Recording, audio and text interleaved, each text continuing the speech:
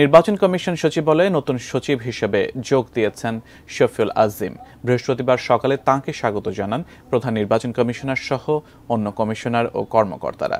এর আগে ২১ মে শফিউল আজিমকে নির্বাচন কমিশনের নতুন সচিব হিসেবে নিয়োগ দেওয়া হয়। আর স্বরাষ্ট্র মন্ত্রণালয়ের জননিরাপত্তা বিভাগের সচিব হিসেবে যোগ দিচ্ছেন বিদায়ী সচিব জাহাঙ্গীর আলম। নির্বাচন ভবনের মিডিয়া সেন্টারে গণমাধ্যম কর্মীদের ব্রিফিংয়ে শফিউল আজিম জানান, চ্যালেঞ্জ নিয়ে কাজ করতে হবে। নতুন কর্মক্ষেত্র চ্যালেঞ্জ মনে হলেও তা মোকাবেলা করাটাই কৃতিত্ব।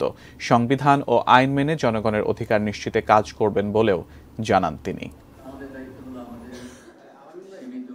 সরকার, রাজনৈতিক দল, প্রতিষ্ঠান সবগুলি হলো কিন্তু আপনার মিলিয়েই জনগণকে সেবা দেয়া আমাদের কাজ, এবং সেটি আইনের ভিতর থেকেই সেবা দেয়া।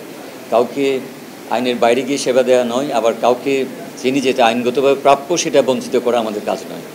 সবাইকে তার আইনানুগ যে আমার ব্যবহার, যে প্রাপ্তি, সেটি আমরা এনশিওর করব।